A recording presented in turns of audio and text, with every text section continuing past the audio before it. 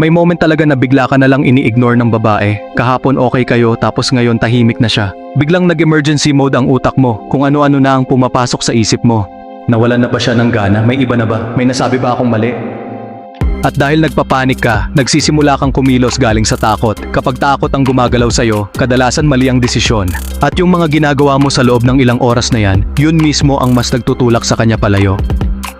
Pero ito ang totoo na bihirang sabihin sa'yo ng kahit sino. Ang pag-ignore ng babae ay normal lang, nangyayari yan sa maraming dahilan. Ang tunay na peligro ay hindi ang katahimikan niya, kundi kung sino ka na nagiging tao habang tahimik siya.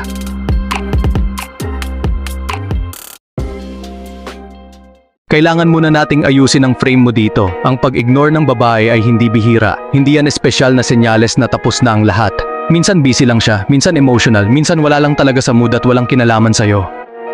Hindi robot ang babae na laging pare-pareho ang atensyon. Gumagalaw yan, minsan mataas, minsan mababa, minsan sabog lang ang isip. Kaya kapag bigla siyang tumahimik, hindi ibig sabihin may mali agad sa'yo o may kalaban ka na. Ang mas mahalagang tandaan, ang katahimikan niya ay parang salamin. Ipinapakita nito kung gaano ka ka-stable kapag wala ang atensyon. Hindi ka kadalasang natatalo sa silence, natatalo ka sa reaksyon mo pagkatapos nito. Huwag mong isipin na test ito na sinadya niya, hindi siya kontrabida na may plano para saktan ka. Mas tama na isipin mo ito bilang natural na test ng buhay, yung mga sitwasyon na biglang nawawala ang assurance at ikaw ang naiiwan mag-isa. Simple lang ang tanong ng test na ito, kaya mo bang manatiling parehong tao kahit wala ang atensyon niya? O bigla kang nagiging needy, anxious, galit, o dramatic kapag may katahimikan na? Kapag nanatili kang solid, dalawang magandang bagay ang pwedeng mangyari. Bumalik man siya o hindi, panalo ka pa rin. Dahil kung bumalik siya, mas mataas ang respeto, at kung hindi, nakaiwas ka sa maling tao.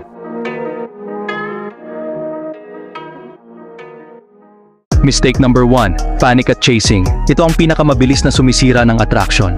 Tumahimik siya ng ilang oras o isang araw, tapos bigla mong naramdaman yung sikip sa dibdib. Imbes na pakalmahin ang sarili, hinayaan mong tumakbo ang isip mo sa kung ano-anong senaryo. Kaya ang ginagawa mo, nagte-text ka ulit, tapos isa pa, tapos meme, tapos uy okay ka lang ba? Nagsisimula ka pang mag-explain ng wala namang inaakusang mali. Sa puntong yan, hindi mo namamalayan na naghahabol ka na. At sa totoo lang, talo ka na sa moment na yon. Ang habol ay malinaw na mensahe na, kapag wala ang atensyon mo, bumabagsak ako. Hindi niya kailangang basahin yan, nararamdaman niya agad, at doon nagsisimulang mamatay ang attraction.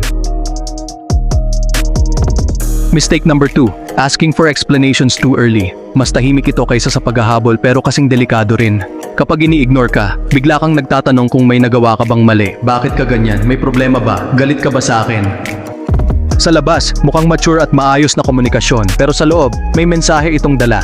Parang sinasabi mo na hindi ka okay hanggat hindi ka niya binibigyan ng paliwanag at hawak niya ang emosyon mo. Hindi unang naririnig ng babae ang salita mo, enerhiya muna ang nararamdaman niya. Kapag masyado kang maagang humihingi ng paliwanag, ang nababasa niya ay hindi ka kayang tumayo sa uncertainty, at doon nagsisimulang magbago ang dynamic.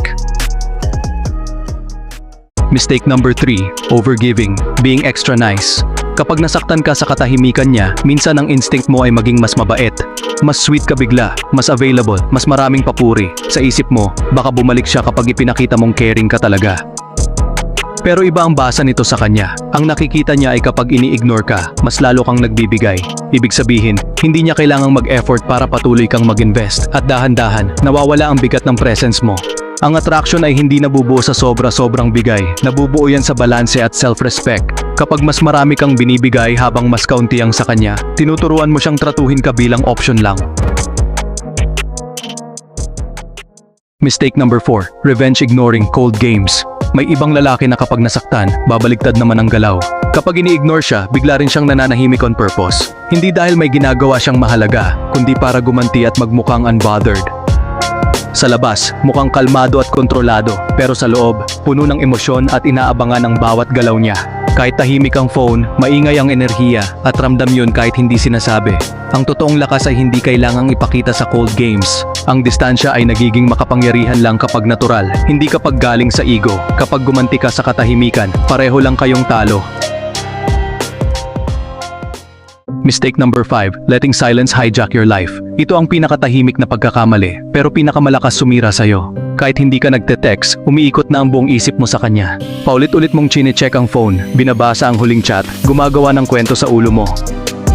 Kahit ginagawa mo ang araw mo, wala ka talaga doon.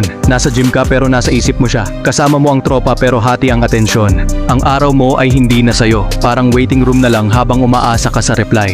At kapag bumalik siya, dala mo pa rin ang pagod at kabigatan. Ramdam niya ang low energy kahit hindi mo sabihin. Kaya ang tunay na disiplina dito ay bumalik sa buhay mo agad. Hindi ka lalaking naghihintay. Lalaki kang may direksyon.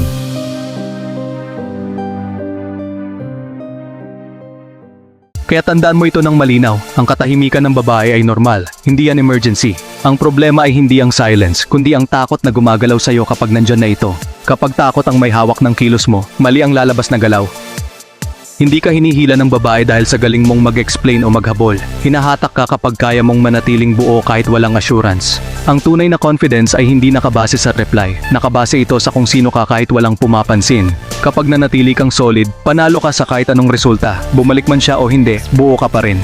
At ang lalaking hindi natitinag ng katahimikan, siya ang lalaking may tunay na frame at direksyon. Find unexpected. Close my eyes, predicting. But do I look like your next victim?